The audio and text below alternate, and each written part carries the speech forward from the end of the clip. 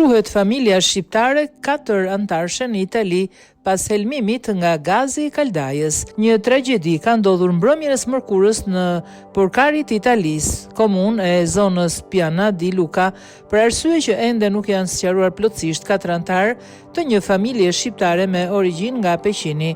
Babai, nëna dhe 2 fëmijët kanë humbur jetën për shkak të një rrjedhje monoksidi karboni, e cila me shumë gjasa është shkaktuar nga një defekt i kaldajës në banesën e tyre në rrugën Galgani. Ka shpëtuar por ndodhet në gjendje kritike një person i pestë. Bëhet fjala për vllajën e kryefamiljarit, i cili kishte mbërritur në vendngjarje pasi familjarët nuk po i përgjigjeshin telefonit.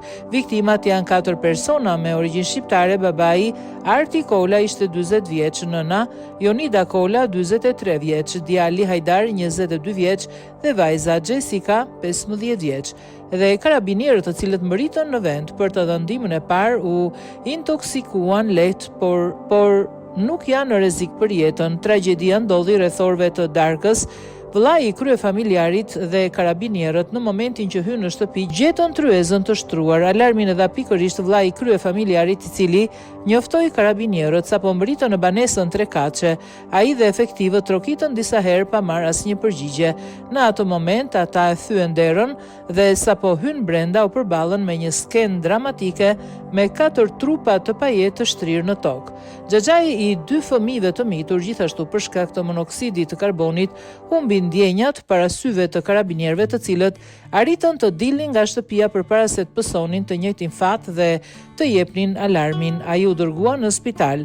Në vendngjarje mbërriti edhe kryetari i bashkisë, i cili shprehu tronditjen dhe keqardhjen për një tragjedi që godet të gjithë komunitetin e këtij qyteti të vogël, vetëm pak kilometra larg Lukas. Karabinierët në orët në vijim do të analizojnë disa të dhëna të sakta. Së bashku me zjarfiksit, ata do të duhet të kuptojnë nëse kaldaja ishte instaluar siç duhet dhe nëse ishte nënshtruar kontrolleve të parashikuara nga ligji.